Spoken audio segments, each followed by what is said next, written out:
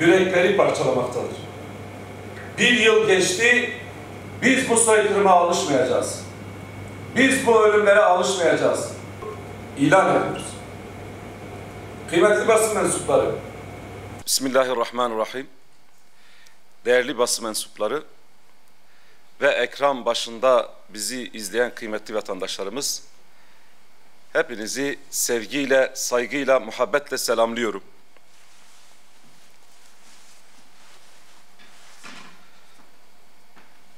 Evet, bugün Gazze'de işlenen soykırımın 367. günü. Tam bir yıl oldu. Filistin'de, Gazze'de bu soykırım işleniyor. Bu vesileyle biz de bugün Aksa Tufanı yıl dönümünde Gazze'li bir kardeşimizi misafir ettik ve onu da buraya getirdik. Gazze'li kardeşimizin ismi de Rim. Kendisi bir hukukçu. Ve Rim denince aklımıza dedesinin kendisine ruhumun ruhu dediği küçücük o tatlı kız geliyor. Ve soykırımcılar bunun gibi, aynı bu fotoğrafta da göründüğü gibi binlerce Rimlerimizi katlettiler. Ve bu katletmeye de halen devam ediyorlar. Kıymetli basın mensupları, evet, insanlık bir ağaç olsaydı bir yılda yapraklarını döker, sararırdı, kururdu. Ve maalesef bir yıl 367 gün içerisinde her gün, her saatte Filistin'de, Gazze'de çocuklar katlediliyor, kadınlar katlediliyor, siviller katlediliyor ve bu katliam dünya ülkelerinin gözleri önünde işleniyor. Maalesef bu konuda dünya körleri, sağırları oynamaya devam ediyor. Kıymetli basın mensupları, her zaman burada dile getirdiğimiz gibi tekraren söylüyoruz. Biz bu soykırıma alışmayacağız. Biz bu ölümlere alışmayacağız. Biz bu çocuk ölümlerine, kadın ölümlerine, bu sivillerin katledilişine asla ama asla alışmayacağız. Ve her zaman bu mazlumların yanında olduğumuzu ve zalimlerin de tam karşısında olduğumuzu ilan ediyoruz. Kıymetli basın mensupları, gerçekten Gazze'de yaşanan soykırım yürekleri parçalamaktadır. Bir yıl geçti ancak binlerce parça yüreğimizden koptu. 43 bin veya 42 bin deniliyor kaybolan çocuklarla, sivillerle birlikte 50 binden fazla sivil, kadın, çocuk katledilmiş. Evet, 50 bin diyoruz. Bu rakam değil, can. Bu canlarımız katledildi ve yüreğimizden kopan canlardır. Bu yönüyle işgalci İsrail'in veya Batı'nın, onları destekleyen Batı'nın süslü kelimeleri aslında kaybettiğini tekrardan gözler önüne seriyor.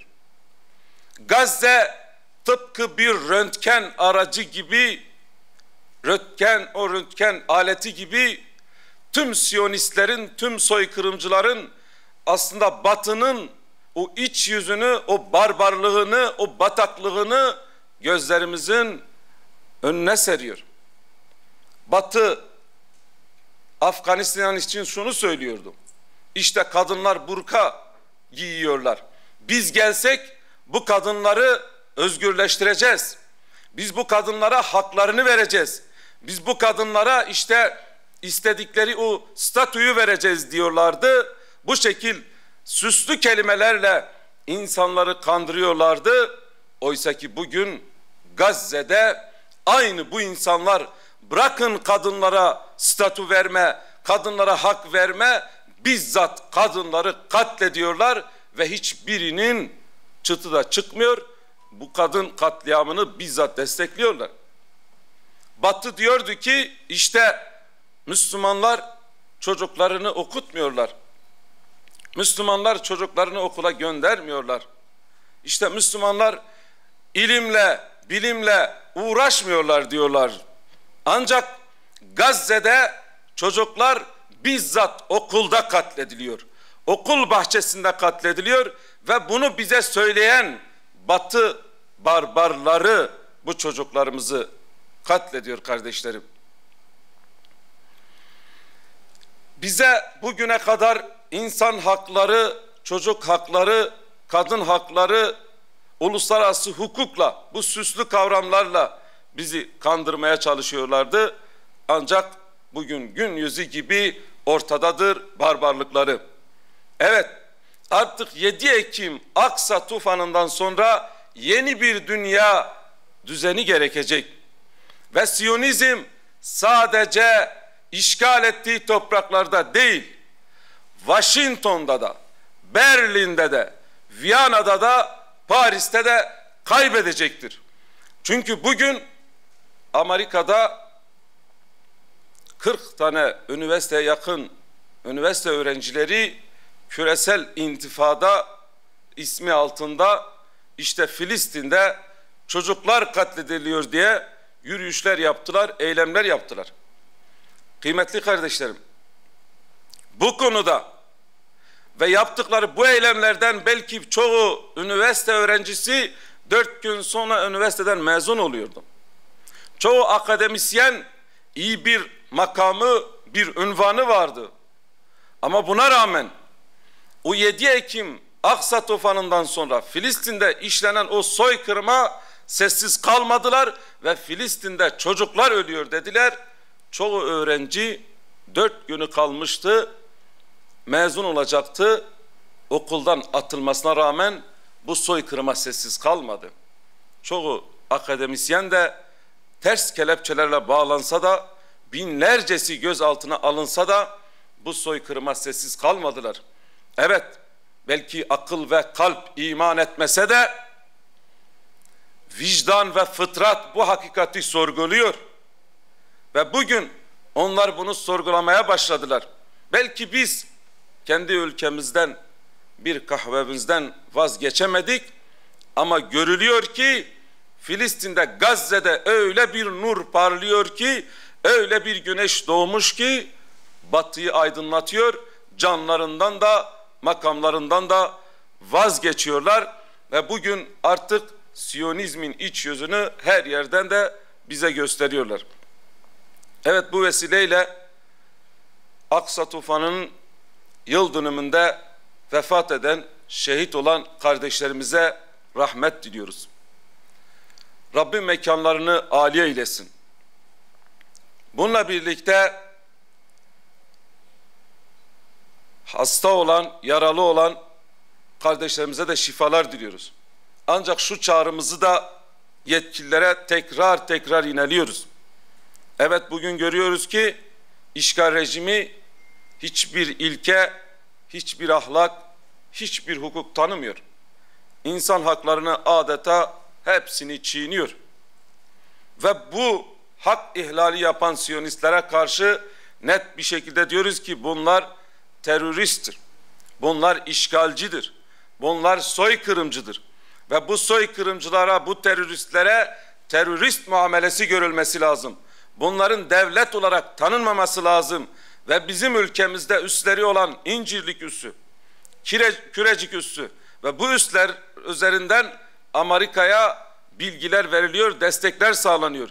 Hiç kimsenin şüphesi yok ki Amerika'ya verilen bilgiler olduğu gibi Siyonistlere aktarılıyor. Bundan dolayı bir an önce bizim ülkemizdeki bu üslerin kapatılması gerekir. Aynı şekilde Birleşmiş Milletler'e de üyedir bu işgalci rejim.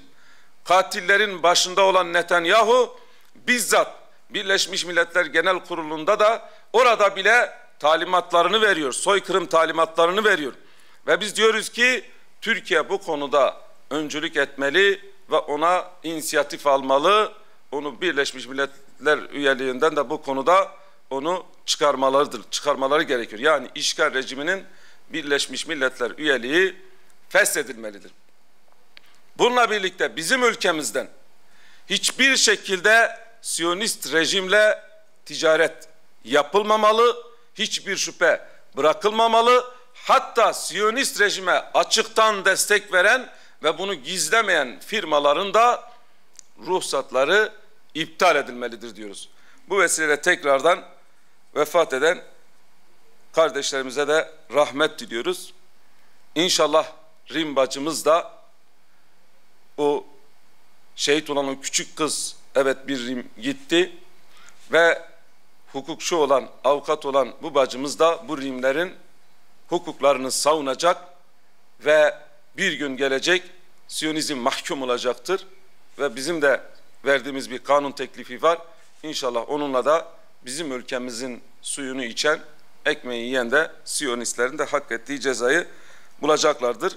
Yıl dönümü olduğu münasebetiyle ben hukukçu olan, Gazze'li olan kardeşimize de belki söyleyecekleri bir şeyler var. Sözü ona bırakıyorum. Merhabalar herkese. Ben Reem Naim. Size bir Gazze'li olarak sesleniyorum buradan.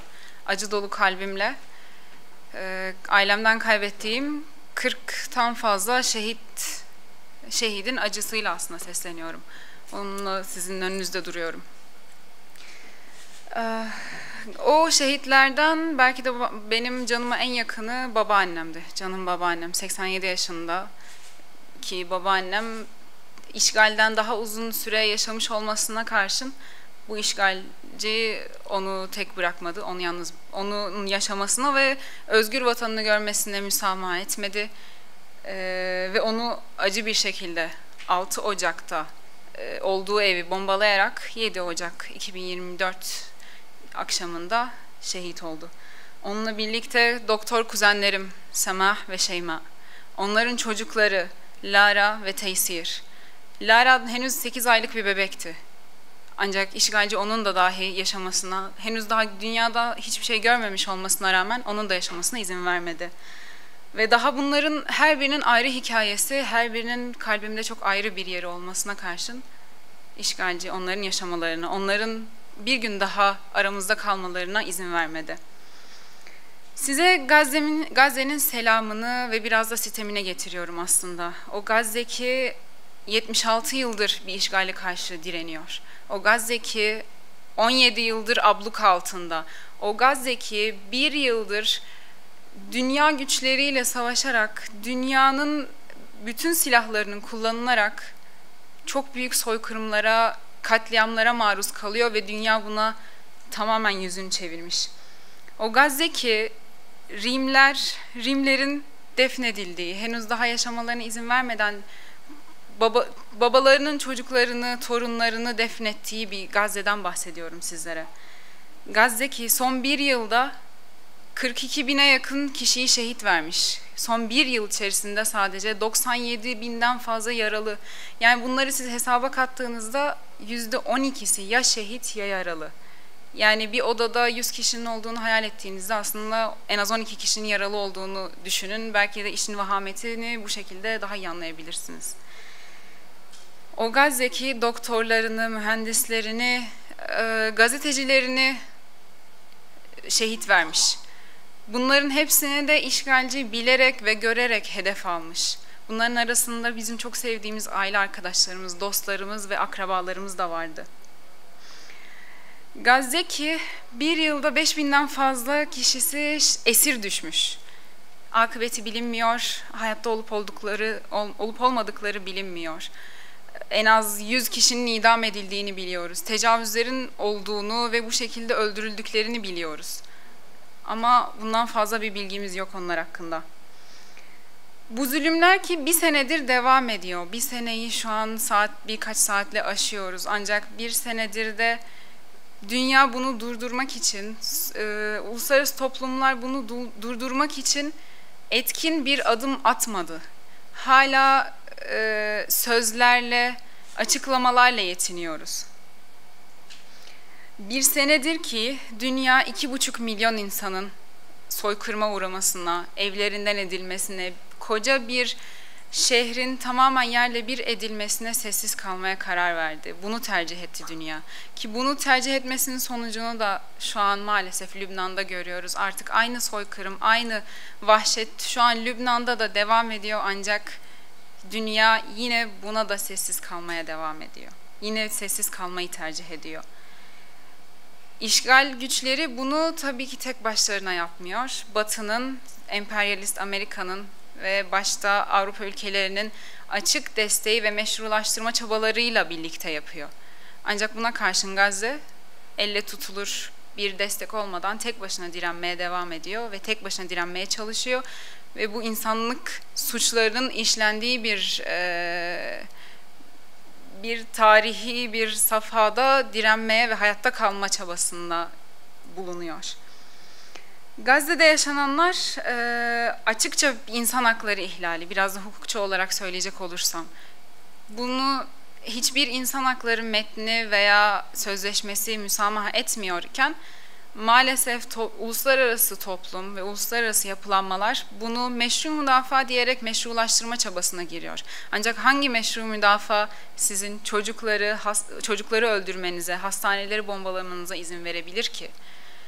Uluslararası toplumlar bu soykırımın bir ortağıdır, bir destekçisidir ve suçun failidir diyebiliriz burada. Bugün buradan 1948'den beridir yaşananları nenemden, dedelerimden dinleyerek büyümüş bir neslin bir efradı olarak 100 yıla yakındır direnen halkın bir vatandaşı olarak sesleniyorum.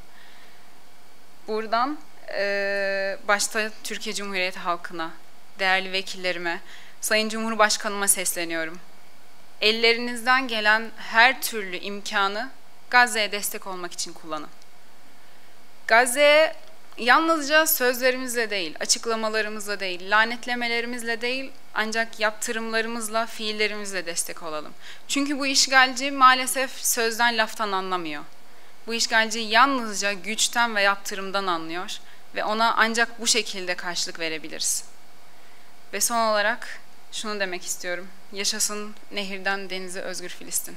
Teşekkür ediyorum. Biz teşekkür ettik. Ağzınıza sağlık.